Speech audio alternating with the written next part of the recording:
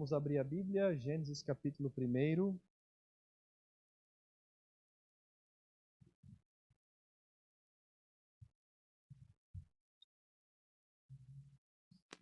Gênesis capítulo 1, versículo 1, capítulo 1, versículo 26. Glória a Deus. 1 e 26. Glória a Deus. Vamos ler a palavra de Deus, que nos diz assim: E também disse Deus: façamos o homem à nossa imagem, conforme a nossa semelhança. Tenha ele domínio sobre os peixes do mar, sobre as aves dos céus, sobre os animais domésticos, sobre toda a terra e sobre todos os répteis que rastejam pela terra. Criou Deus, pois, o homem à sua imagem. A imagem de Deus o criou, homem e mulher os criou.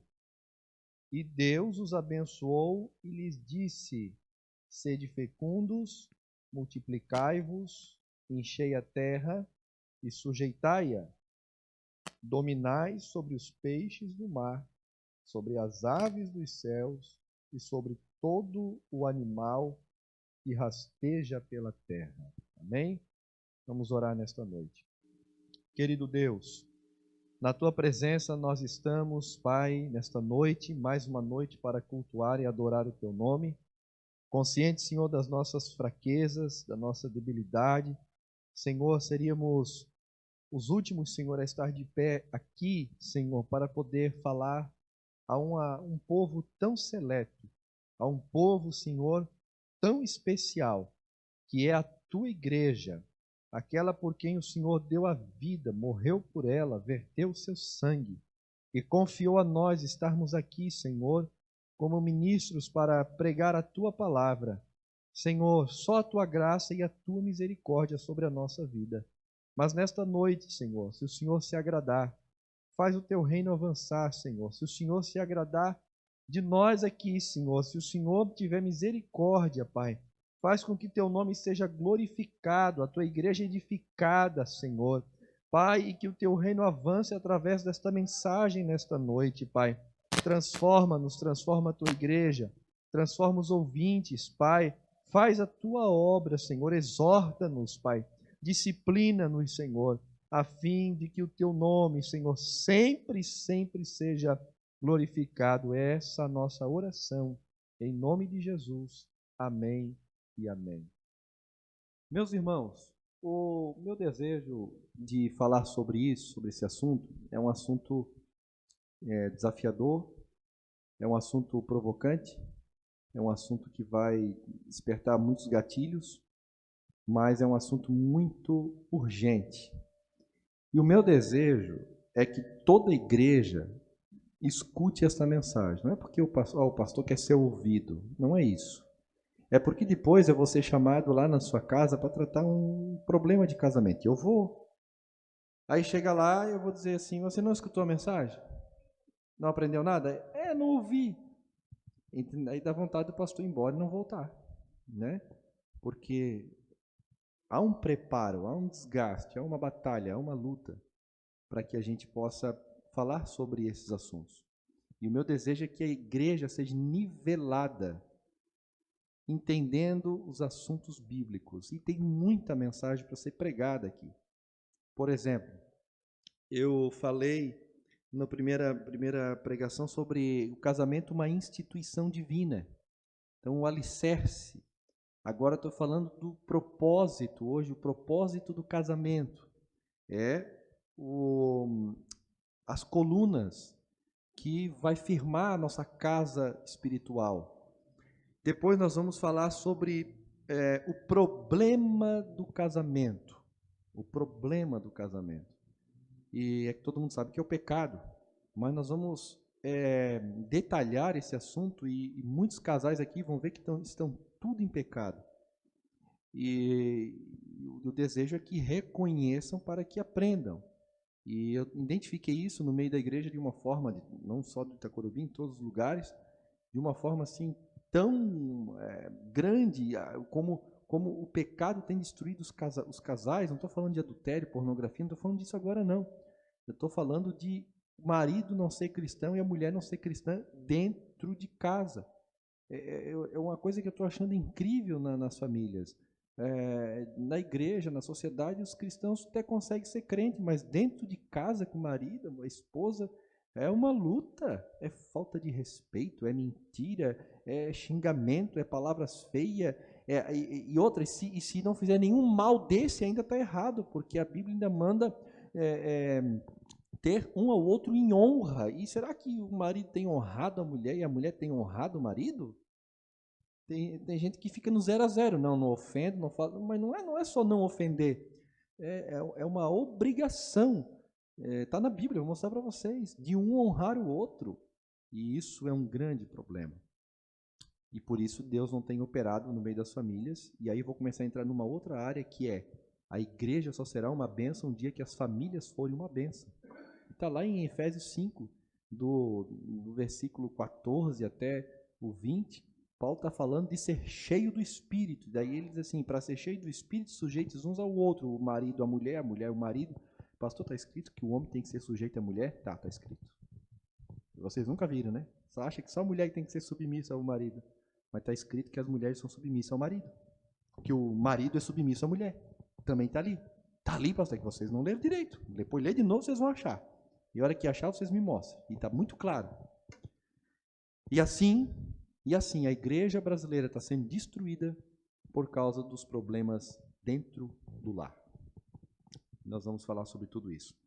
E eu louvo a Deus que já temos aí 19 aparelhos conectados, prova que muitos irmãos estão em casa. Minha esposa hoje não pôde vir, daqui eu tenho outro compromisso, e ela não podia vir com as crianças, para daqui a gente ir para lá. Então eu optei dela ficar em casa, ela vai ficar ouvindo na live, que não é o nosso desejo, mas hoje foi necessário. E por outros motivos também, mas o principal é esse. Por isso ela não está aqui presencial, né? Mas está nos ouvindo em casa. E hoje nós vamos falar sobre o propósito do casamento. Qual o propósito do casamento? Né? Primeiro, os jovens querem casar. Por que os jovens querem casar? Eu, quando tinha meus 12, 13 anos, eu dizia para minha mãe: quando eu fizer 18 anos, eu caso. Aí ela dizia assim para mim: rapaz, não sabe nem o que estás falando, então eu vou provar para a senhora. Com 18 anos eu caso. Tu vai ter que servir o exército. Eu vou fugir do exército. Pois eu fugi do exército e casei com 18 anos. Né? Não posso dizer que a irmã Denise casou com 16, porque vocês vão se escandalizar, mas foi. Né? Casamos virgem, não foi porque a gente se atropelou, porque a gente engravidou. Então, quando a gente casou assim muito novinho, daí, logo que as pessoas sabiam, diziam assim, chegaram a perguntar: ela está grávida? Está grávida por quê? Está de gravidez. Demorou 4 anos para ter a primeira filha, né? Então, é porque queria casar mesmo. Mas se eu tivesse a cabeça de hoje, eu casaria de novo por causa da Annelise, né? Eu ia ver ela, eu ia casar de novo por causa dela, né? Mas se não fosse ela, quem sabe eu ia esperar casar com uns 20, 25 anos, né? Porque o casamento é muito sério. E há um propósito na Bíblia para o casamento.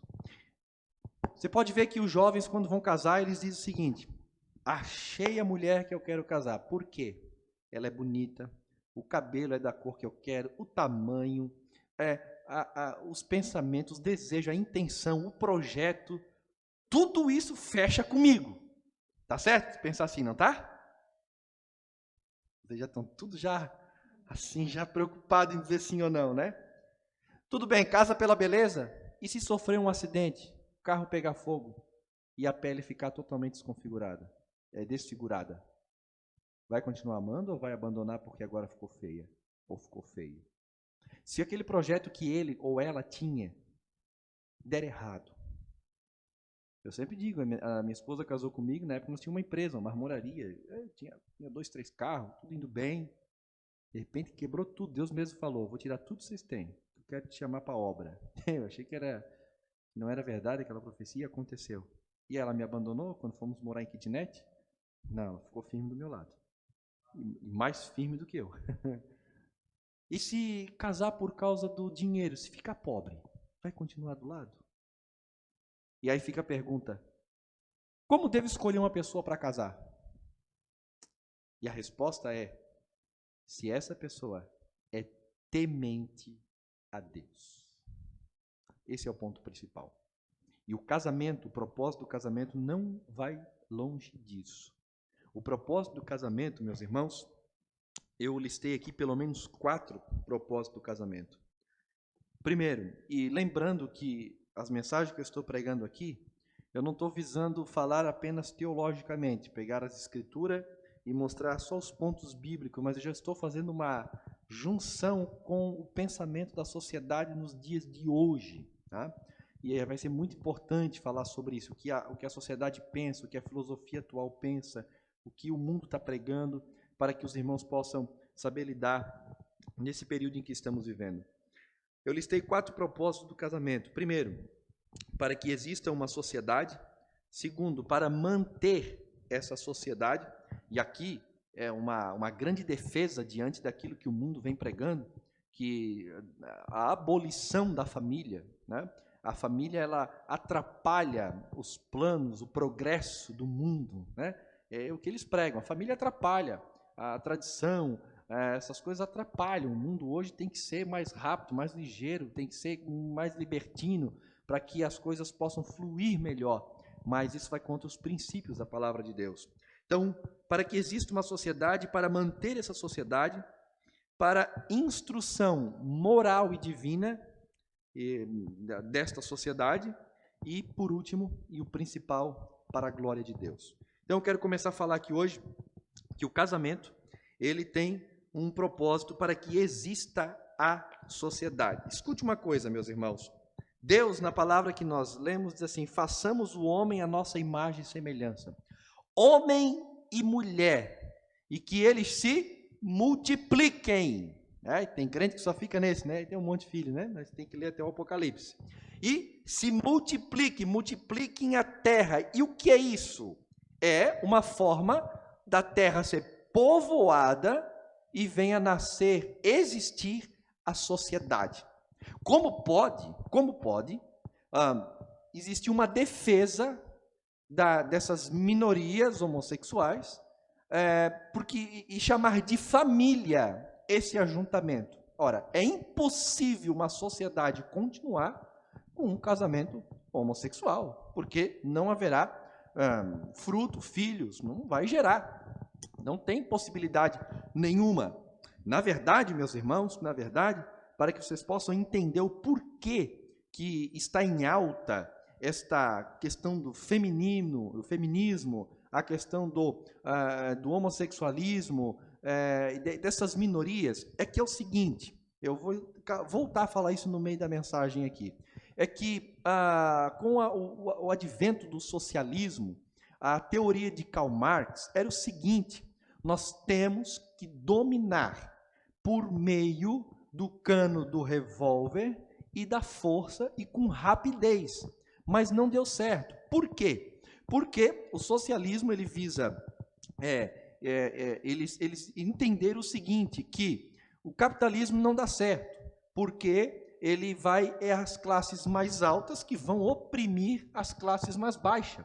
Então, nós precisamos derrubar a classe alta para que a riqueza dela seja distribuída de uma forma igual para com todos. Então, na época, Lenin e os Karl Marx e a sua gangue lá, eles disseram o seguinte: vamos para a luta, para a guerra, vamos tomar as propriedades privadas, vamos formar o movimento sem terra. Opa, isso aí foi agora, né? Mas é a mesma coisa.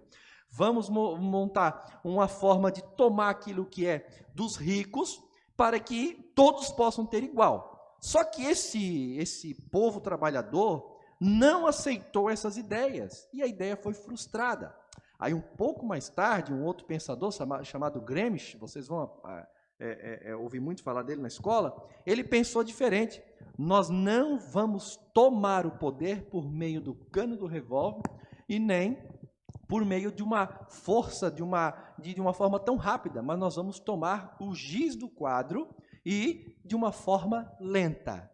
Por isso que infiltraram as ideias socialistas no meio das escolas públicas, principalmente, né, ou a maioria também das privadas, enfim, para que fizesse a mente da população e aceitasse as ideias deles e eles fossem tomar o poder. Gramsci dizia também que para que tomasse o poder e tornasse uma nação socialista, não deveriam tomar os quartéis, mas tomar as escolas. E todos nós crescemos neste meio, sendo doutrinados com essa ideia socialista que vai contra a palavra de Deus. Tem gente que acha que a palavra de Deus é socialista ainda, meus irmãos, porque eles dizem o seguinte: olha, Deus deseja que todos sejam iguais. Primeiro, Jesus disse que no meio de vós sempre terá os pobres. Ponto. Sempre terá os pobres. Outro ponto importante: quando o povo de Israel vem do Egito, que vai para Canaã, eles não chegam lá e Deus diz o seguinte: bom, agora vocês vão ser uma comunidade única e tudo é de todos e não haverá um governo sobre vocês, porque agora vocês vão ver de forma comunitária. Não, Deus deu a terra de cada um, estabeleceu cercas. Na lei do Senhor está escrito: se um ultrapassar a cerca do outro, não tire o marco do seu irmão de ir lá pegar a cerca, não. É 1 metro a mais para cá, vou roubar meio 1 metro. Não, a Bíblia diz que cada um tem o que é seu. Então a Bíblia não é socialista, como já disse também, que não é capitalista, ok? Mas ela se parece muito com o capitalismo, né? Mas o capitalismo já é o melhor sistema para se viver, porém foge da palavra, porque a palavra de Deus, ela é de outro reino, de outro lugar, ela é do céu, onde há justiça plena, e não adianta que nenhuma sociedade humana terá justiça plena, porque todos têm pecado, ok? Inclusive encontramos problema na igreja, amém ou não amém? Então, meus amados, é pregado para nós a destruição da família.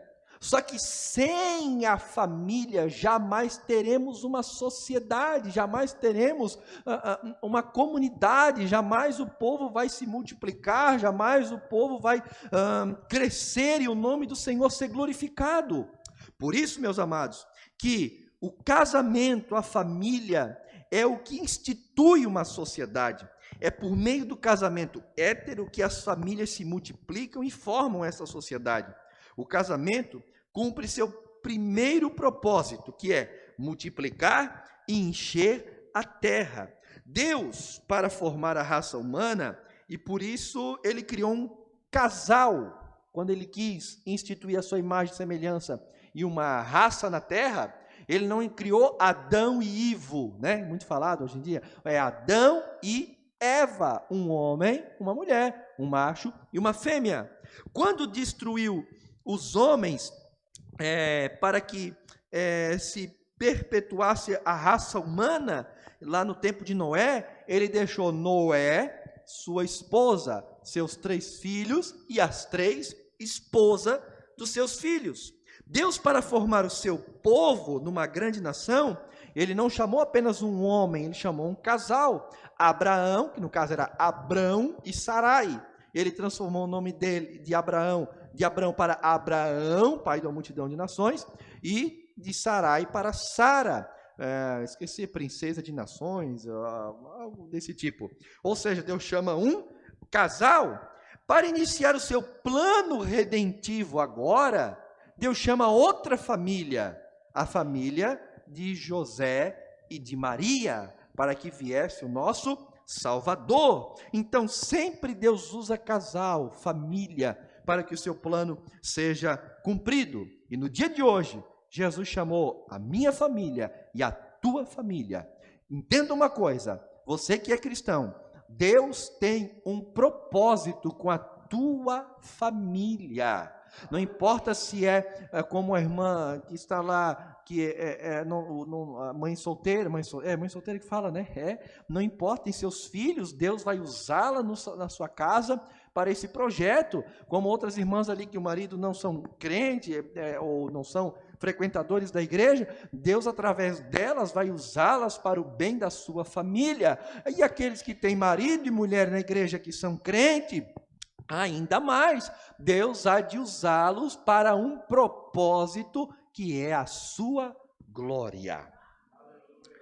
Nós temos na mão a família, o bem mais precioso que Satanás quer roubar.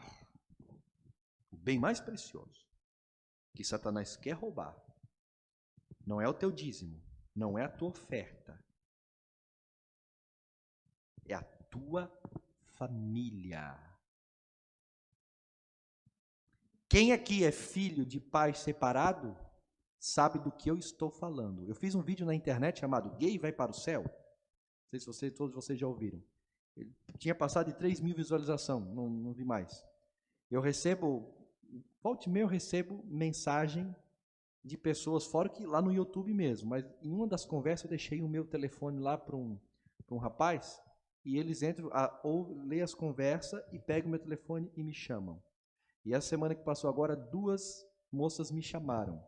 A idade delas, 13 e 14 anos. Tentativas de suicídio, problema com homossexualidade e problema com os pais. Como que eu vou falar com uma criança? Então, muito superficial a conversa. E eu digo assim, chama os teus pais e conversa, eu encorajo. Não, meus pais não podem saber. Uma disse assim, meu pai é religioso, se eu falar, vai dar problema. É isso que o diabo está fazendo. Tirando o diálogo, a separação dos pais com os filhos, para destruir a família.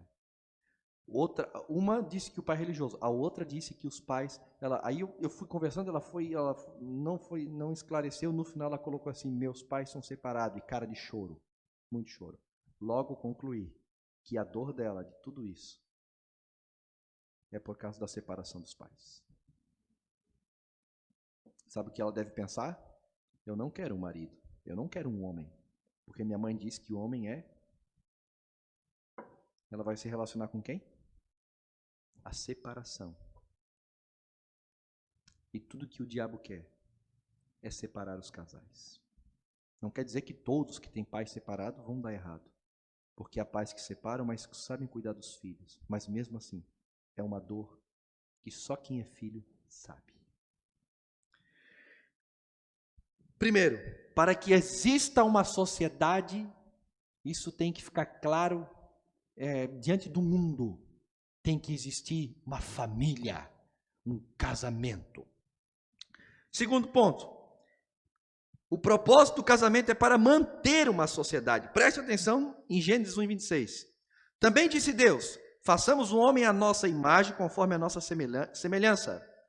Tenha ele domínio sobre os peixes. Então, o homem foi feito para quê? Para dominar, para cuidar, para manter. Está aí a mulher, pastor. Aí o texto vai continuar e vai dizer, e não é bom que o homem esteja só, o homem não vai conseguir cuidar de tudo sozinho, o homem não vai dominar tudo sozinho, eu vou colocar a mulher ao lado dele para ajudá-lo. Então Deus cria o casamento, a família, para que esses cuide da terra, cuide da criação, para que venha gerar uma sociedade e ambos venham cuidar dessa sociedade.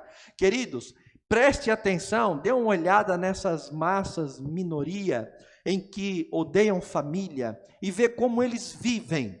Imagine se essa gente tomasse conta do poder. Imagine se essa gente tomasse conta para cuidar da nossa nação. Como terminaríamos? E eu no início iniciei falando uma coisa e perdi a linha de raciocínio, mas agora voltou. Por que feminismo? Por que homossexualismo? Por que essa gente está em alta? Porque se lá Marx dizia assim, vamos tomar o poder e virar o mundo socialista por meio da força, Gramsci disse o seguinte, não, vamos através da cultura. Como eles não têm mais aquele povo trabalhador para pegar em arma e dominar, assim como Lenin fez na Rússia, enfim, o que eles fazem então? Eles precisam de um exército, de alguém que peça isso, que ensine isso, que provoque isso. Eles pegaram essa minoria que se sente excluídos e fizeram deles os seus soldados culturais para poder propagar essas doutrinas socialistas malignas. É por isso que essa gente estão em alta, estão sendo usadas para poder implantar um sistema demoníaco. Agora, meus irmãos, nós somos a igreja de Cristo. Nós precisamos, através da palavra de Cristo, da verdade de Cristo, amar sim as pessoas, mas não concordar com o pecado. Para que uma sociedade venha a ser mantida, Deus deixou o quê? A família, marido e mulher, o casamento, a família é o que mantém uma sociedade. E não precisa ser ninguém inteligente para saber disso. Não precisa ser muito esperto para saber dessas coisas, nem saber ler, entender nada, para saber que isso é verdade, porque através de uma família destruída, nós sabemos que há uma grande probabilidade de as crianças, os filhos serem destruídos, e com a família totalmente destruída, uma sociedade destruída. Nós estamos orando aqui por um rapaz que está enfrentando sérios problemas psicológicos, ele é muito novo, 18, 19 anos, acho que tem 20 anos já, e tentando suicídio. Os pais não são separados, mas por alguns motivos, ele levou uma vida muito cibernética, e aquilo acabou, acho que, afetando, e hoje não consegue estudar, não consegue trabalhar, até vai, mas daqui a pouco não consegue, e muitos na nossa sociedade estão assim, por causa da separação dos pais. O que mantém a sociedade é a família. Deus criou o homem, colocou tudo ao seu lado para ele cuidar, e a sua esposa para ser a sua ajudadora, auxiliadora. O que Jesus está dizendo? Uma sociedade não vai perpetuar, não vai conseguir sobreviver se marido e mulher não estiverem juntos. É isso que a Bíblia está dizendo. O homem sozinho não vai conseguir cuidar da sociedade. É claro que está dizendo a mesma coisa que uma mulher sozinha também não vai. Não quer dizer que um homem não possa seguir o celibato, a mulher não possa seguir o celibato. Não, isso é dom, muitas pessoas viverem sozinhos, né? Isso é dom, está na Bíblia. Porém, essa não é a fórmula para todos, como disse Paulo, é para alguns, aqueles que foram chamados, porque Deus já disse lá no princípio, não é bom que os homens estejam só, não é bom. O que é bom? A seguir a ordem do casamento. Por que Paulo disse, olha, eu aconselho que não case, quem está solteiro fique solteiro, quem está solteira fica solteira. Por quê? É só ler com cuidado o texto, ele vai dizer, devido ao momento que estamos vivendo, a perseguição aos cristãos, a dificuldade para servir a Jesus, se casar, vai ter mais dor. Como assim? Porque quando se casa, imagina se alguém vir para me perseguir, ou sabe, alguém quer te matar. Tudo bem, tranquilo, mas agora sou casado, tenho esposa, tenho filho, meu Deus, meus filhos, minha esposa, aquela preocupação, aquela luta, e aí Paulo diz, para evitar esse tipo de coisa, fique solteiro, porque o tempo é difícil, agora você não consegue ficar, para não se abrasar, então que case. É por isso, Paulo deixa bem claro no texto, devido ao momento que está sendo passado, mas Paulo não está sendo contra a ordem de Deus, que Deus diz, não é bom que o homem esteja só, em tempos de crise, em tempos de guerra, em tempos de dificuldade, é melhor que não case. Quando está tudo bem, então façam festa, casam e está tudo certo. Porém, meus amados, a ordem de Deus é essa, não é bom que o homem esteja só. Para manter a sociedade, é necessário o casamento. Então, primeiro ponto, o propósito do casamento é para que exista a sociedade, o segundo ponto, para que se mantenha. Por quê? Para que exista a sociedade, procriação.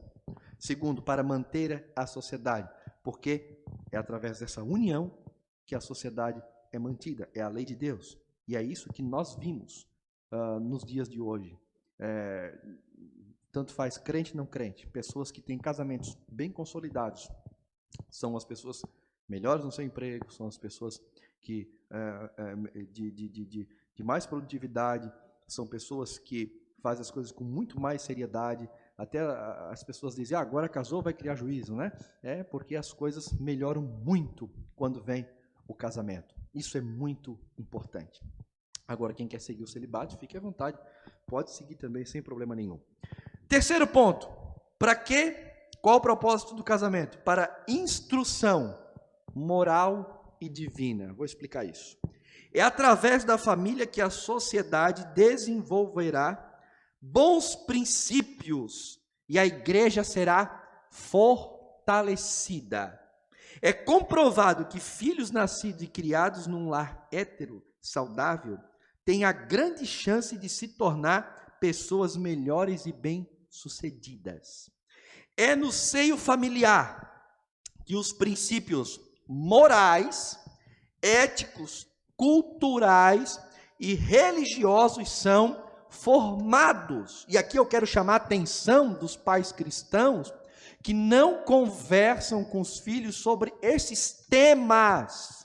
Tem pais que não falam sobre sexualidade com os filhos, não falam sobre socialismo, capitalismo, não falam sobre esquerdismo, não falam sobre o movimento LGBT, não falam sobre divórcio, aborto, não falam sobre nada desses assuntos que tem que ser falado dentro de casa. E eles dizem o seguinte: isso aí se ouve na escola. Não, irmãos, eu já falei, vou repetir, acho que toda terça aqui, que na escola se aprende português, matemática, química, física, sociologia também, mas é em casa que se aprende religião, é em casa que se aprende sobre ideologia, é em casa que se aprende sobre política. Isso é dentro de casa, não é na escola. Se você deixar que a escola ensine, é tudo o que eles querem. Eles vão formar no seu filho a ideia, a ideologia deles. E até mesmo colégios cristãos têm que tomar muito cuidado, porque há muito cristão que caminha só para o lado esquerdo. Escute, tudo que o sistema esquerda quer é isso, que nós entreguemos os nossos filhos a eles e eles doutrinem. Hitler já dizia: eu só quero os filhos de vocês, me entregue eles com 8 anos, depois eu entrego o mais velho para vocês, pronto. Ali se formou a juventude hitlerista. Todos aqueles jovens, e quando Hitler assumiu o poder, até o início da Primeira Guerra Mundial, ele formou um grupo que eles davam a vida. Tem cenas reais de Berlim sendo tomada pelos russos, estar a 500 metros do bunker de Hitler, e todo o exército dele vai comprimindo em volta do bunker dele, onde ele estava escondido, e já não tinha mais exército. Eram crianças que estavam com armas nas mãos, lutando contra os russos. Crianças, eles foram trucidados pelos russos. E ele sai e ainda vai condecorando crianças por estar defendendo a sociedade nacional socialista. Davam a vida por ele. Qual a ideia deles? Captar a mente das crianças. Mas essa ideia é uma ideia da palavra de Deus. Deus disse lá em Deuteronômio: Pai, tu tens a obrigação de toda a minha lei inculcar na mente do seu filho, ao levantar, ao deitar, ao sentar, ao caminhar, em todo momento, ensinar a lei do Senhor na sua casa. Querida igreja, desperta o quanto antes para esta verdade, porque senão, lá na frente. Por que tem filhos de crente hoje que daqui a pouco estão tatuando todo o corpo, estão andando por aí que nem umas feministas, os rapazes depravados sexualmente, e aí o pai diz assim: criei esse menino na igreja, criei essa menina na igreja, olha o que virou. Mas criou na igreja, não criou na palavra. Vem cá, fazia culto doméstico de sentar, abrir a Bíblia e começar a explicar a palavra, explicar a doutrina, explicar as verdades da palavra, o que é certo, o que é errado, tratar aquilo que o mundo trata, drogas e tantas coisas. Você faz isso? Fez isso? Não. Pois é. Agora é claro, a misericórdia de Deus, né? Que Deus alcance, que Deus tenha misericórdia. Até a explosão midiática acontecer, famílias bem estruturadas geravam filhos promissores. Agora, com a mídia em ascensão, os pais abriram mão da educação dos filhos para que a internet fizesse esse papel. As séries, os filmes, as novelas educam os filhos dos crentes. Não estou dizendo que não podem assistir, mas o que estão assistindo e que liberdade que eles têm em assistir. As famílias não têm mais nenhum tempo juntos. Cada um está no seu aparelho conectado. O pai não olha mais nos olhos dos filhos e quando querem conversar ainda manda o WhatsApp de dentro de casa. Agora, para os lares cristãos, você que é pai e marido, tem a obrigação de ensinar a palavra para sua esposa, está em Efésios capítulo 5, que é o homem que tem esse papel, e também de ensinar a doutrina bíblica, a palavra de Deus. O que é doutrina bíblica, pastor? Tudo sobre Deus, quem é Deus. Você já tratou com seu filho quem é Deus? Quem é Deus, filho? Sabe quem é Deus? Mora no céu. Aí, acertou. Que isso aí todo mundo sabe. Que Deus mora no céu. Ah, e mora no meu coraçãozinho também. Não, não é isso. Deus, ele é Espírito. Deus nós não vimos e nunca vamos ver. Deus, ele é onipotente. O que é onipotente? Ele tem todo o poder. Por que tem desgraça no mundo? Ah, vou te explicar. Porque Deus não pode passar por cima da sua própria lei. Ele mesmo disse, o dia que o homem pecar, o homem vai sofrer. Esse sofrimento todo é porque o homem desobedeceu a lei de Deus. Porque Deus não muda, Deus não falha. A sua lei é sempre a mesma. Mas ele detém todo o poder. Tudo está na mão dele. Ah, pai, que legal. Mas a Bíblia diz, pai, que o mundo jaz no maligno. Sim, filho, o pai vai te explicar. É o sistema mundano, mas tudo coopera para o bem, para a vontade de Deus. Ah, o que mais Deus é, pai? Deus é onipresente. Ah, como assim? Deus está aqui, Deus está em todo lugar. Sério? Sim. E vai tratando, e vai ensinando, aleluia. Quando ele cresce, ninguém consegue enganar ele, porque ele conhece a palavra de Deus. Hoje, se pegar meia dúzia de crente e botar diante de um testemunha de Jeová, um testemunha de Jeová trucida ele. É o Bruce Lee no meio do faixa branca aí qualquer testemunha de Jeová mais fraquinho é capaz de pegar meia dúzia dos nossos crentes, deixar tudo no chão.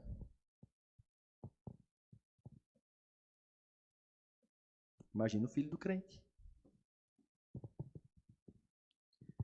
Deuteronômio 6 e 7, todos 6, vai falar que é a obrigação do pai de inculcar, não só de inculcar, mas de viver. Porque daí Deus diz, ata nas tuas mãos e na tua testa a palavra, para que esteja diante de ti de dia e de noite. Tem pai que ensina a palavra para o filho, mas ele não vive, a mão é obras, e não está diante dele. O filho olha para o pai e diz assim, o pai me ensina uma coisa, mas ele vive outra. Também não adianta. Na verdade,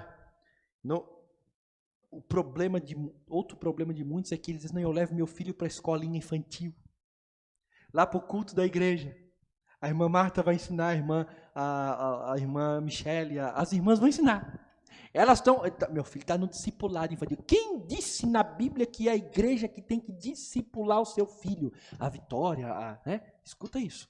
Vocês nunca se sentem assim culpadas de não atingir talvez um nível que vocês querem. Não se sinta, porque a obrigação de ensinar a palavra de Deus para os filhos é dos pais. Na Bíblia não tem salinha, não tem escolinha. Na Bíblia eles não separavam, não tinham o cultinho das crianças. Era tudo junto. Pai, filho, marido, mulher. Todo mundo junto. E por que tem salinha hoje, pastor? Porque a gente é ruim.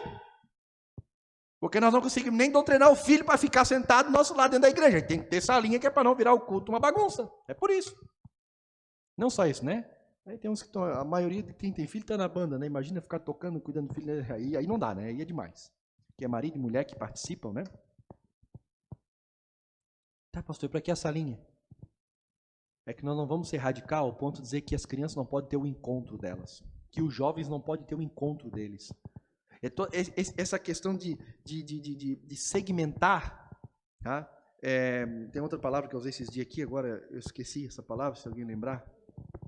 Isso, de segregação, isso é uma ideia socialista, dividir as pessoas, colocar criança aprender com criança. Escuta o que eu vou dizer.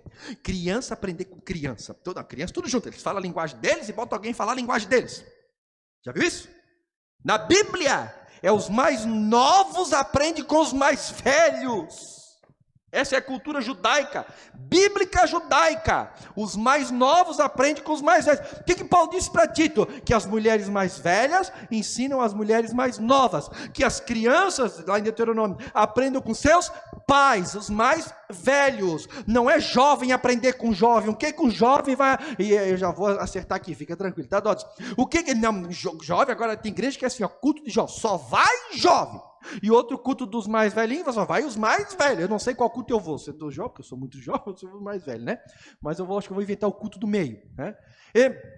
Escuta, e aí o que um jovem tem para ensinar para o outro de experiência? Não estou dizendo que o jovem não pode ensinar, é o jovem porque ele também estuda, né? Mas que de experiência? Como é que o jovem se torna um homem macho, forte,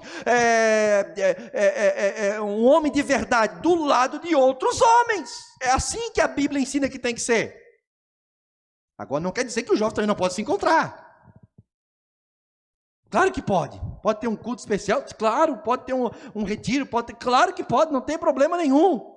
Desde que não abandone. Eu louvo a Deus por essa igreja hoje está aqui, ó, cheia de jovens. A banda aqui, os jovens.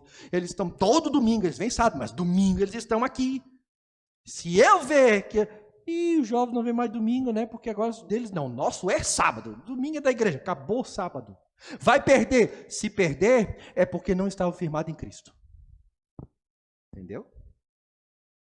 Essa segregação não é bíblica. Agora não quer dizer que a gente não pode separar. Aí eu falei, já para Marta, eu acho, mas falei para outros, não, nós vamos separar as crianças, elas vão para lá. Daqui a pouco nós vamos lá doutrinar elas. Como é que vão doutrinar? Como se comportar num culto, nós vamos ensinar muito isso. E aí nós vamos começar a fazer pula-pula, né? Um domingo sim, um domingo não. As crianças vão ficar do lado dos pais. Só que eles não vão ficar ali para ficar emburrados. Nós vamos reeducá-los. Os pais vão, que eu tenho isso tudo pronto, esse material, vão fazer culto doméstico com eles em casa e ensinar. Vocês já viram o Arthur? O Arthur fica aqui comigo. Mas aqui tem o avô, tem outro vô, tem o primo, então pensa na luta que é, né? E aí um vô chama, outro chama, não, normal. Eu boto ele do meu lado e eu só dou um comando para ele, que o resto eu resolvo em casa. Se ele não quer obedecer, filho, tu que sabe. Não quer obedecer, por causa nós conversamos, fica à vontade, faz o que tu quiser. Já é assim. Aí ele olha para mim, tá, ficar. Né? Porque quer aprontar hoje? Pode aprontar. O dia que vocês virem eu deixar ele fazer bagunça, não é que eu não estou vendo, é que eu tenho hora certa. No outro dia não vai fazer, não. Fica ali. Aí vem ele e o do Felipe. Os dois ficam ali. Daqui a pouco um puxa o celular. Dentro da igreja, celular. Não, né? Pronto. E fica. Agora já estão começando a cantar. Já estão cantando. Fica de pé? Estão ficando de pé. Quem se diz assim, fica de pé, ela fica de pé. Não quis, não tem problema. No outro culto ele estava de pé. Não sei o que aconteceu. Ele ficou de pé. Eles ficam 5 horas. Às vezes aprendendo doutrina socialista. Não pode ficar 2 horas aqui para adorar Jesus?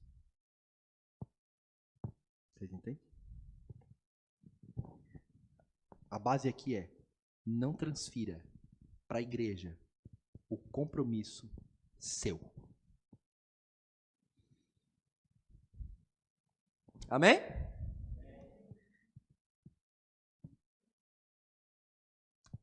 Mesma coisa, culto de mulheres.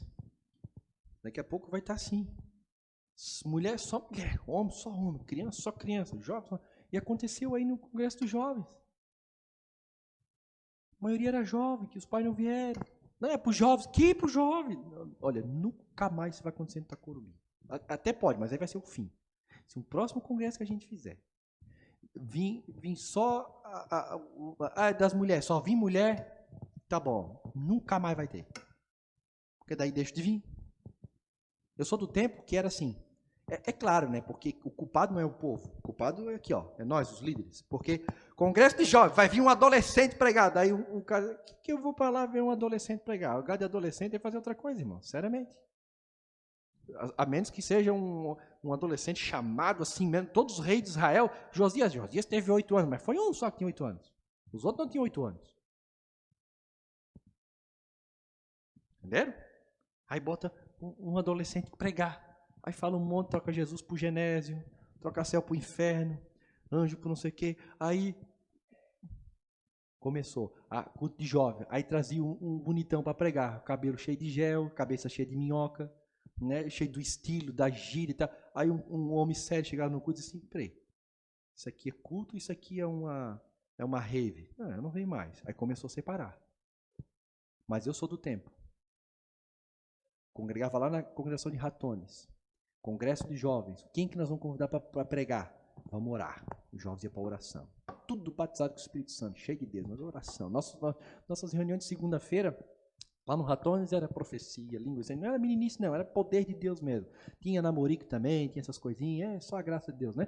Mas tudo ali, ó, andando na santidade, direitinho diante de Deus, Deus abençoando. Nós ia para o evangelismo, culto ar livre, ia para o monte. E quem que nós convidava a pregar?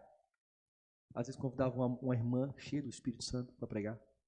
Vinha pregador, mas pregador mesmo, para pregar a palavra. Homens de Deus, usados por Deus, Edema Jacques e outros homens, para pregar. Era congresso jovem, não tinha. Congresso das irmãs.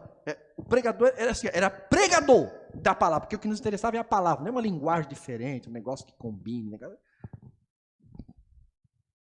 Era a palavra, e os jovens tinham sede da palavra. E o poder de Deus caía, nós era renovado, cheio de Deus. A igreja enchia. Era lindo de ver, dava um monte de briga por causa do uniforme, né? Onde senta, quem chega primeiro do carro. Isso dava, era uma maravilha também, não é verdade? Mas lá dentro tudo se resolvia. E está na hora de voltar a ser assim. Assim.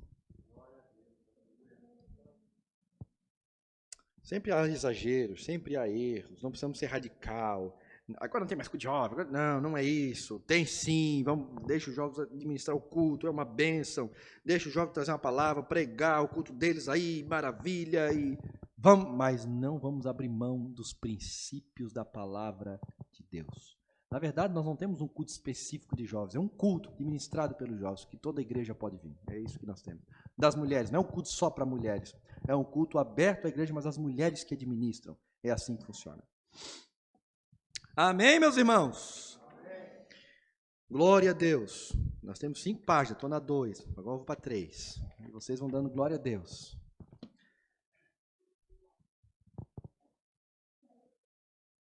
Um outro problema, eu estou falando que um dos propósitos do casamento, da família, é que ela é um local para, deixa eu usar bem o termo que eu usei aqui, para instrução moral e divina.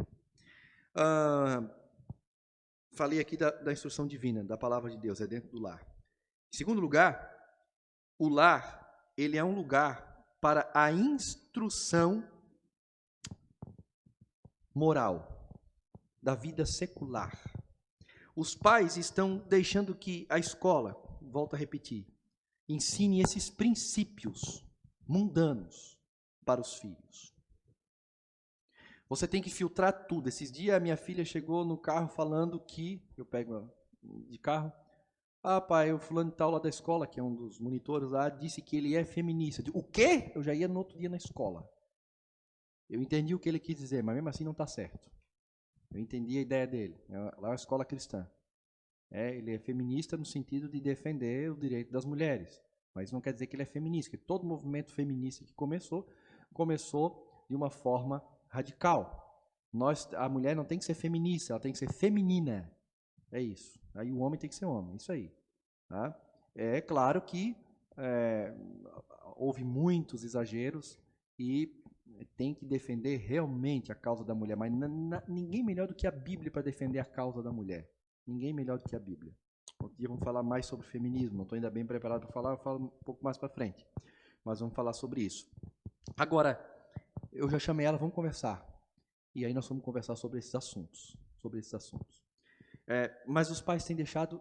Os pais nem imaginam. Minha filha estudou sobre a Primeira Guerra Mundial, Segunda Guerra Mundial, sobre Guerra Fria. Agora está estudando, continua estudando sobre Guerra Fria, tá? E eu me atualizei de muita coisa para poder conversar com ela, porque senão daqui a pouco ensinam ela de algo lá, daqui a pouco a mente dela é socialista, é esquerdista, é contra o homem, é contra a mulher, é contra Deus, é contra tudo.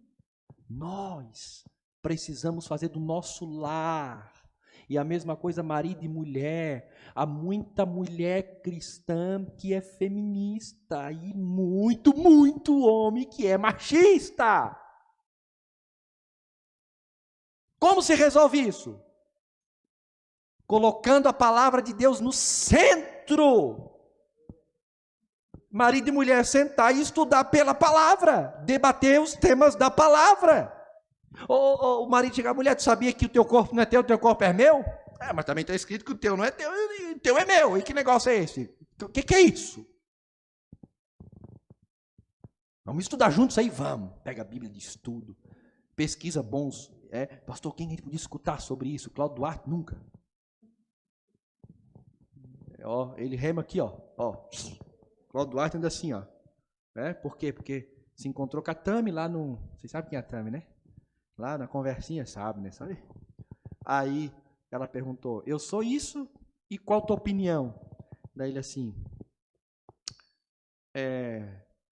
não aprovo, mas respeito. E começou a chorar. Miserável. Ele respeita aquilo que Deus odeia, o pecado. Respeitar o pecado? Não. Respeitar a pessoa, aí sim.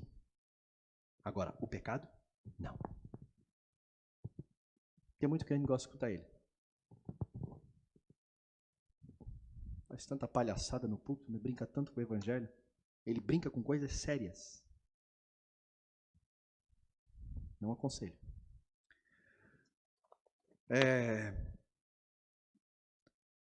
Dentro do lar, marido e mulher devem conversar sobre todos esses assuntos. E já tem homem até feminista. Tem homem que já adotou assim, ele já reza a cartilha certinho. Não vai dar certo o casamento. Porque não é pautado pelas escrituras. Irmão, sabe o que é ser um casamento pela escritura? Uma vida, seja lá o que for, tudo pela escritura? É você colocar tudo que você pensa em prova pela escritura. O que a Bíblia diz, o que a palavra diz. É assim. Quando nós olhamos para a palavra de Deus com os olhos do Espírito Santo, nós vamos ver que é a forma de Deus, que é a forma correta, abençoadora de se viver pela palavra de Deus. Tudo que nós fizemos segundo a palavra de Deus. Mas pastor, a Bíblia não tem, não fala tudo. Amados, ela tem princípios para tudo, já está tudo pronto e estabelecido. É só olhar o princípio e aplicar como viver. Está ali. Tem coisas que eu me deparei com a palavra que disse, meu Deus do céu, como eu vou conseguir viver o que está na palavra? Não dá, e não dá mesmo. Aí o que a gente tem que fazer? Vai orando, jejuando e pedindo, jejuando, orando e pedindo. Tem coisas que eu mudei que eu disse, não, eu imaginava que eu nunca ia mudar. Mas Deus fez a obra. E nós vamos se moldando conforme a palavra de Deus. E o lar é um ambiente para isso. Por isso a família é um lugar em que Deus usa para a instrução divina e secular. No Salmo 127, versículo 4 e 5 diz assim, como flechas na mão do guerreiro, assim os filhos da mocidade. Feliz o homem que enche deles a sua aljava, não será envergonhado quando pleitear com os inimigos à porta. O que o salmista está dizendo? Olha, faça bastante filho, porque os filhos são como flecha na mão. Quando vem uma briga no clã, uma briga uma guerra, seja o que for, tu tem bastante filho para te defender. É isso que está dizendo, né? Aquele tempo pensava assim, porque os filhos são como flecha. O homem está ficando velho, a mulher ficando velha, mas os filhos são novos. Dá uma briga interna lá, querem tomar o que é do velho, e ele diz, não, tem 10 filhos aí, ó, 10 varão preparado para a guerra. Não, nem se mete com ele, que aquilo ali tem filho, que não... e ele se protege através dos filhos. É isso que o Salmo está dizendo. E para os dias de hoje, nossos filhos são como flechas para derrotar esse mundo perdido. Mas nós precisamos treiná-los para isso, para eles se prepararem, para que nós não venhamos passar vergonha, para que pai e mãe não passe vergonha. Tem muito pastor passando vergonha, porque cuidaram do filho dos outros, cuidaram da igreja, cuidaram de todos, mas erraram naquilo que Paulo disse, que o homem que não sabe cuidar da sua casa não pode cuidar da igreja do Senhor. Quantos que atenderam outros e atenderam outros, e a sua casa não atendeu? Não, meus amados, primeiro é a nossa casa, nosso primeiro ministério. Cuidemos bem da nossa família de filhos, da esposa, daquilo que Deus nos deu, depois a obra do Senhor. E assim é esta a vontade de Deus. Está na hora de nós investir na esposa, no marido, nos filhos, dentro de casa, o culto doméstico, leitura da palavra, oração juntos, orar um pelos outros. É isso que nós precisamos. A sociedade que perde seus filhos não terá força para lutar cantar. E é isso que o socialismo quer. Pegar as nossas flechas, pegar as nossas forças. E a igreja do Senhor, se não cuidar dos seus filhos, daqui a pouco eu fico pensando, meu Deus do céu. Claro, tudo está na mão de Deus, né? Mas a nossa responsabilidade nós temos que ter. Eu digo, meu Deus do céu, quem serão os próximos pastores?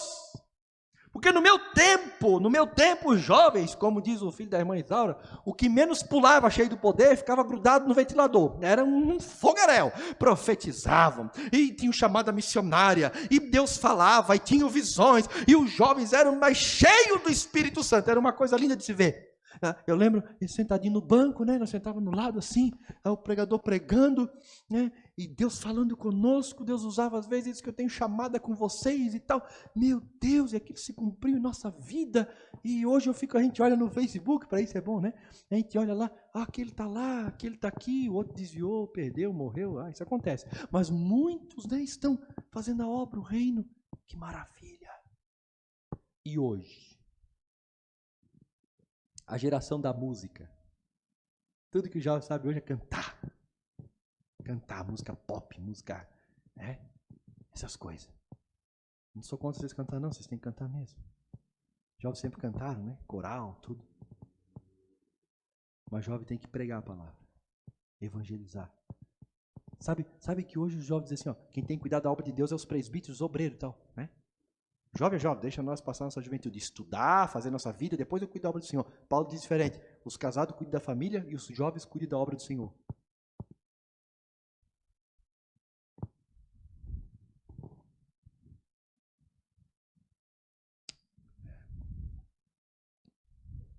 Vocês querem ver uma coisa? Olha o que é uma família de Deus e uma família não de Deus. Isso aqui eu já li aqui na igreja, vou ler de novo. Al Sanders, em sua obra, que eu não vou ler o nome aqui porque eu não sei falar, Chris Immorality, catalogou, escuta, 567 descendentes de um homem chamado Max Junks, um ateu contemporâneo de Jonathan Edwards, teólogo e pastor. Fez o mesmo, esse homem fez isso em 1394, fez de 1394 descendente de Jonathan Edwards. Então, veja só, no mesmo período, um teve 567 descendentes, o outro teve 1394 descendentes. As diferenças são impactantes, veja. Max Junks, o ateu, viveu uma vida ímpia, casou-se com uma moça igualmente ímpia. E dentre as pessoas que resultaram dessa união, 310 morreram como indigentes. 150 foram criminosos. 7 se tornaram assassinos. 100 foram alcoólatras. E mais da metade das mulheres eram prostitutas. Esses seus 567 descendentes custaram aos cofres públicos dos Estados Unidos 1,250 bilhão de dólares. Jonathan Edwards viveu na mesma época de Max Junks, mas se casou com uma moça crente. Foi feita uma investigação de 1.394 descendentes, conhecidos, né, de Jonathan Edwards. 15 se tornaram diretores de faculdades, 65 professores de nível superior, 3 foram senadores dos Estados Unidos, 30 foram juízes, 100 foram advogados, 60 foram médicos, 75 foram oficiais do Exército e da Marinha Americana, 100 foram missionários e pregadores, 60 foram autores de renome, 1 foi vice-presidente dos Estados Unidos, 80 se tornaram funcionários públicos, 295 fizeram um curso superior, alguns foram governadores dos Estados americanos e outros foram diplomatas. Seus descendentes não custaram nem um centavo para os cofres públicos. A família, o casamento, é o maior bem que nós temos em nossas mãos.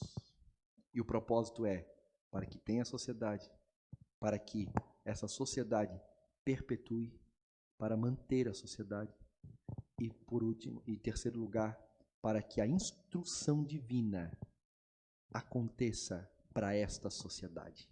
A instrução divina e moral não é na escola e na igreja, é dentro de casa. Por último, O propósito do casamento é para a glória de Deus. O mundo não lê as Escrituras, não conhece Cristo, mas podem ver um cristão e por ele, pelo cristão, conhecer Jesus Cristo. Gênesis 1:27 vai dizer que nós somos feitos à imagem e semelhança de Deus. Este é o propósito, povoar toda a terra à imagem e semelhança de Deus. Paulo escreve aos Efésios o propósito do casamento através do relacionamento de Cristo e a igreja. Então nós vamos entender o propósito dentro do casamento, vendo Cristo e a igreja. Assim como ele explica também o relacionamento de Cristo e a igreja através do casamento. Ou seja, olhar para o casamento e ver como marido e mulher se relacionam, a família, é entender como Cristo e a igreja se relacionam. Ao mesmo ponto que estudando teologia, Bíblia, nós vamos ver como que Cristo e a igreja se relacionam, a questão salvífica, tudo isso através de um casamento. Então, como é que o mundo pode entender a vontade de Deus na terra? Olhando para um casamento. Como eu posso entender agora que eu sou crente, como é um casamento bíblico? Olhando para como Cristo e a igreja se relacionam, entendeu? Olhar para um casamento é um mundo que vai ver como Cristo se relaciona com a igreja. E um cristão agora, para entender como tem que viver com a sua esposa, ele olha como Cristo e a igreja se relacionam. É isso que Paulo está falando aqui em Efésios capítulo 5. E nós vamos aprender que, através do casamento bíblico, o nome do Senhor é glorificado. Um casamento bíblico, meus irmãos, cristão, faz a diferença no meio da sociedade. Não falo desses casamentos hoje misturados aí com tanto pecado, com tanta coisa feia, né? Com 50 tons de cinza, com Cláudio Duarte, essas misturas assim, né? Misturado com lascívia, com pornografia, não. Misturado com desrespeito, com falta de amor, mas fala de um casamento centrado na palavra de Deus. E eu vou dizer uma coisa aqui, escute, não, quem sabe você vai dizer, não, mas comigo não. Ok, mas deixa eu falar. É difícil, viu? Achar uma família centrada na palavra de Deus. É difícil. É difícil. Uma vez fui na casa de um pastor, né? Hoje até esse pastor perdeu o casamento, perdeu a mulher dele para outro cara. Cheguei na casa dele, tava o filhão, com a namorada, ela seminua, umas roupas assim, dormindo, abraçado por cima. Olhei assim, me deu um choque, gente. Eu disse, não, ou o menino e não, né? Ou o negócio aí já foi faz tempo. Depois fomos descobrir. Na igreja parecia o santo. Em casa, Satanás. Irmãos, tem família cristã que é uma vergonha para a sociedade. Não congregue no Itacorubi, pelo amor de Deus. Vai congregar em outra igreja. Não faz o nome do Senhor ser envergonhado. A menos sair em processo de mudança. Aí fica aí que nós vamos te ajudar. Agora, o mundo precisa ver. O que adianta eu falar de Jesus para alguém? Olha, Cristo é o nosso noivo. Ele vai vir nos buscar. E nós refletimos a glória dele. Mas ele é um marido que nem tu é para tua mulher? Meu Deus. O mundo tem que olhar para nós e dizer assim, essa família é diferente. Eu tenho um vizinho ali, que eles são de outra... Pensa nos vizinhos do lado da igreja. Pensa. Eles são lá daquele... né? Toca o tamborzinho. Aí marcaram agora para sábado o outro. Nós comemos um churrasco junto. Tu vai, pastor? Mas olha, claro que eu vou. Não vou. Nós pregamos. Tem hora que eles ficam arredios. Assim. Daqui a pouco eles querem a gente perto. Daqui a pouco parece que não conhece. Oh, não conhece. Não é que não. Não é eles. O próprio inimigo não deixa ver. Agora eles querem porque querem que... Nós vamos lá. Vamos lá. E vai Cristo neles. Mas pastor, vai comer com essa gente, pastor? Não é pecado, não dá retaliação? Quem disse isso? A menos que ele chega lá e diz o seguinte, ó, isso aqui nós oferecemos lá pro Churubudu lá e Parará. Opa! Então, não. É o que Paulo diz. Agora, se tu não sabe, diz Paulo, dá graças a Deus e ó, vai firme. É. Sabe o que é interessante nisso? Que eles observam a minha família. A gente mora assim, ó, lado a lado. Assim, se abrir a janela deles, abre a nossa. Oi, vizinho, dá de ver. Que o mundo veja Cristo na tua família. Porque o propósito maior de Deus para a família, eu podia dizer que é único, é que vivamos para a glória de Deus. Porque uma família que vive para a glória de Deus, ela não aceita o pecado, ela é uma família que tem a palavra de Deus centrada, ela é uma família onde tem respeito, ela é uma família onde tem amor, é onde tem verdade, tem problema, tem crise, tem discussão, de certa forma tem, normal, são seres humanos, mas é uma família que perdoa, é uma família que caminha junto, é uma família que reflete Cristo, e esta é a vontade de Deus para a tua família. E para isso, você, marido, tem que assumir o teu papel, você, mulher, tem que assumir o teu papel, para que o nome do Senhor seja glorificado. Um casamento cristão faz a diferença na sociedade, meus irmãos. Tem casamento cristão que é terrível, terrível. Portanto, olha o que disse Paulo em 1 Coríntios 10 e 31. Se você aplicar esse versículo no seu casamento, olha a bênção que vai ser. Diz assim: portanto, quer comais, quer bebais, ou façais outra coisa qualquer, fazei tudo para a glória de Deus. Qual é o problema de hoje? É que as pessoas dividem. Não, o meu trabalho não é espiritual, espiritual é na igreja. Irmão, nós estamos diante de Cristo em 100% dos momentos. Lavar louça para mulher é espiritual. Tem gente que acha que espiritual, não, vamos fazer a obra do Senhor, evangelizar, entregar folheto, pintar a igreja, arrumar a coisa, e lavar louça para mulher, nunca. Não, lavar louça para mulher é tão espiritual quanto varrer a igreja. Lavar a louça para mulher é tão espiritual quanto pregar a palavra do Senhor para a igreja. Então, não quer dizer que agora para ser espiritual tem que lavar louça para a mulher, né? Faça que nem eu. Quando a mulher começou a lavar loucinha, é porque tu prega tanto que o marido tem que lavar louça, eu comprei uma máquina de lavar louça. Foi uma benção, né? Então eu disse, agora deixa comigo, né? Que a louça lá em casa é lavada, porque tem a máquina, né? É uma benção, né? Agora, meus irmãos, as pessoas dividem. E aí acham que para a glória de Deus é quando eu canto na igreja. Meu, esse marido é uma tribulação, porque eu ia louvar hoje. Não, minha irmã, tu tem que ser primeiro uma mulher dentro de casa, uma esposa, para depois cantar na igreja. Você, pastor, tem que ser primeiro um marido dentro de casa, para depois pastorear a igreja. Eu já vi casal assim, ó. Só porque eu vou fazer a obra de Deus? O demônio já pega o fulano. Que pegou foi tu. É tu que está fazendo tudo torto. Não dá. Primeiro é a família, o lar.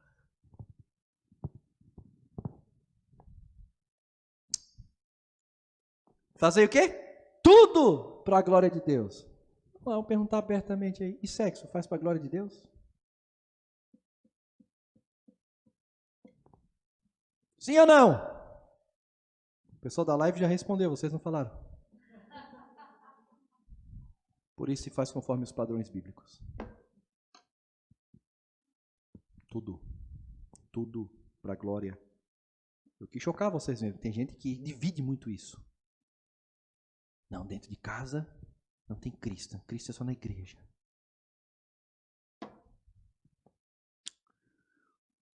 O pior é que tem gente que acha que espiritual é só a igreja. Tem casal que na igreja se abraçam, falam manso, e se deixar, fazem até poesia um para o outro. Mas só saiu da igreja, começa o round 3. Que o round 1 foi durante o dia, round 2 vindo para a igreja, terceiro round quando sai da igreja. Tem gente que em casa é um coliseu. Tem hora que um vira leão, o outro vira... Não, meus irmãos. Nosso casamento é para a glória de Deus. Olha aí, não é que eu estou acabando? Olha o que Paulo vai dizer então para nós terminar Colossenses 3, 17 e 25. Escuta, depois você marca aí. O texto-chave aqui é o 24 ou 23. E tudo quanto fizerdes, fazei-o de todo o coração, como ao Senhor e não aos homens, sabendo que recebereis do Senhor o galardão da herança, porque a Cristo Senhor servis. Então o que ele disse aqui? Ó, tudo que vocês fazem para o Senhor. É ou não é? Está aqui, está escrito? É ou não é? Está escrito? Então tá. Tá, né? Então tá. Agora o que Paulo está falando acima disso? Quais são os versículos que estão acima? Antes, o que ele está dizendo? Eu vou ler para vocês. E enquanto fizerdes por palavras ou por obras, fazei tudo em nome do Senhor Jesus, dando por ele sempre graças a Deus. Por isso que quando o marido faz uma coisa para a mulher que ela, entre aspas, não merece, ele acha que ela não merece, mas ele não fez só para ela, ele fez para Jesus. Né? Era dever dela trocar a fralda da criança, não trocou, eu vou trocar. Né? Mas não faz brabo, que se você faz brabo, não faz com ação de graça, você pecou.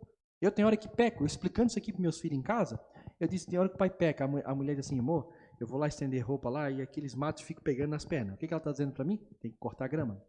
Aí, tá bom. Aí amanhã ela vem de novo, né? Oh, uma coceirada aqui porque os matos pegaram na perna. Aquilo vai... né? Aí começa a virar um Doberman, né? E daqui a pouco ela não aguenta, ela diz assim, tu não vai cortar a grama, não? Não respondo nada. Eu pego aquela máquina com uma benção. Aí lá no meio, depois de tantas, né, eu digo assim, é verdade, mano, é bem assim mesmo, confessando meu pecado. Quer ver lavar o carro? Ela nem fala mais, se ela falar lavar o carro, eu tenho que pedir perdão uma semana. Aí lá vai eu cortar a grama brabo, e eu falando isso para meus filhos. E o pai peca fazendo isso. Porque eu não corto só a grama para a mãe de vocês, ou para vocês, ou para mim. Eu corto para Jesus. As últimas vezes que eu cortei, foi sem brabeza. Mas a grama já está grande de novo. Está grande de novo. Não, eu vou ter que cortar mesmo. Agora, amanhã eu tenho que cortar, senão eu vou estar em pecado. Fazei tudo em nome do... Foi bom que diz a psicologia que quando a gente fala alguma coisa ou ouve com emoção, a gente grava. Então eu dei bastante emoção aqui para vocês gravar o que eu falei, tá bom? Grave isso. Tudo que você faz em nome do Senhor. Por isso que não dá para falar mentira. Porque está falando em nome do Senhor. E assim vai. Agora escuta. O que Paulo está dizendo? O que é para nós fazer em nome do Senhor? Vós mulheres, estejais sujeitas aos vossos próprios maridos, como convém ao Senhor. Vós maridos, amai as vossas mulheres vós maridos, amai as vossas mulheres e não vos irriteis contra elas. E Paulo lá embaixo coloca que está fazendo tudo para o... Quanto aos filhos, vós filhos obedeceis tudo os vossos pais, porque isto é agradável ao Senhor. Como é que é um casamento para a glória de Deus? Uma família para a glória de Deus? É quando a mulher ela cumpre o seu papel para a glória de Deus. É quando o marido cumpre o seu papel, é para a glória de Deus. Maridão, esposa, escuta aqui que eu vou dizer. Se lá dentro da sua casa vocês fazem alguma coisa com raiva, corta grama irado, você está pecando, porque você está fazendo para o Senhor. Se você deixa de fazer alguma coisa que é certa, você peca contra o Senhor. Aí diz, eu não vou lavar a roupa de birra. Ele não comprou o sapato para mim que eu queria, também não lava a roupa. Não tem problema, você não lavou a roupa para o Senhor. Está vendo quanto pecado tem? Os filhos desobedecem o pai? Desobedece, mas desobedeceu ao Senhor. O pai provocou a ira do filho, bateu de forma errada, corrigiu injustamente, fez isso para Jesus. Então o que é um casamento para a glória de Deus? Um casamento para a glória de Deus é um pai que é pai bíblico, é um filho que é filho bíblico, é uma mulher que é mulher bíblica, e tem gente que, não, peraí, dos meus problemas lá em casa, eu e meu marido se resolvemos. Não tem, na tua casa não tem só tu e teu marido, tem tu, teu marido e Jesus Cristo no meio. É assim que funciona. Jesus está no meio. Não é o pastor, glória a Deus, né? Porque daí eu já ia dar surra num e já ia mandar... Dizer, separa, porque vocês não servem mais. Mas Jesus não. Jesus está ali no meio. Filhos que me ouvem, Pode enganar alguma coisa da mãe, pode esconder. Ei, Jesus está vendo tudo. Está fazendo para o pai? Está fazendo para Jesus. Quem é pedreiro está levantando parede? Está levantando para Jesus, não é para o patrão. Está aqui, está no texto. Vós servos, obedeceis em tudo os vossos senhores. Está falando de patrão e empregado. Segundo a carne, não servindo só na aparência, como para agradar os homens, mas em simplicidade de coração, temendo a Deus. E tudo o que fizerdes, fazei de todo o coração, como ao Senhor. É mais ou menos assim, o Dodds me contratou para levantar uma parede lá, e ele disse assim, tu vai dar todo o material? Vou dar todo o material. Qual material tu vai dar? Não, é tudo bom, tudo quartzolite, cano, como é que é do outro lá, vou fazer propaganda aqui. Tigre e tudo tal. Daí o Dodds foi trabalhar, aí eu fui lá, comprei lá a manco e coloquei na parede, a manco, chapei escondido, aí o Dodds dizia, tudo tigre, daí eu vai funcionar igual. Estava 30% mais barato. Eu dei um desconto para ele, ele nem sabe, ficou barato demais, eu tive que baratear ali, está tudo certo. Você colocou o amanco para Jesus. É isso, irmão, é bem assim.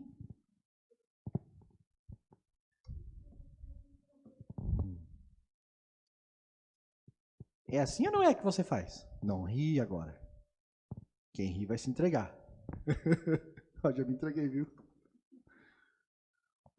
Nós temos que aprender a viver para Jesus. Amar a esposa para Jesus, amar o marido para Jesus. Tudo para Jesus. Que o propósito do casamento é refletir a glória de Deus.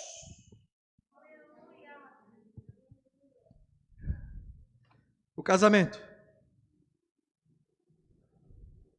tem o propósito para a existência da sociedade, manter a sociedade, instruir moralmente e divinamente essa sociedade. E o principal, para a glória de Deus. Eu fico pensando às vezes, né, na minha família. Vocês já viram a relação de Deus com Jó? Isso aqui a Bíblia não diz, mas eu posso imaginar.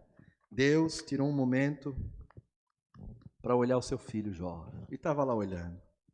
O Jó, negociando, orando pelos filhos, intercedendo, acordando cedo, tal. Bênção, né? Aí de repente chega o bicho ruim, abre a porta da sala dele, né? Que já disse que o diabo morava no céu nesse período, né? Eu sei que muita gente não acredita, mas está na Bíblia. Aí ele abre a porta. Aí Deus diz, já viste meu servo Jó? Aí o petista diz assim, também dá tudo para ele? Aí disse, quer ver como ele é fiel? Vai lá, tira tudo que ele tem. Aí o resto da história vocês sabem. Vocês acham que Deus não faz isso? Vou dar uma olhadinha na casa do Giliard, ele está lá pregando agora.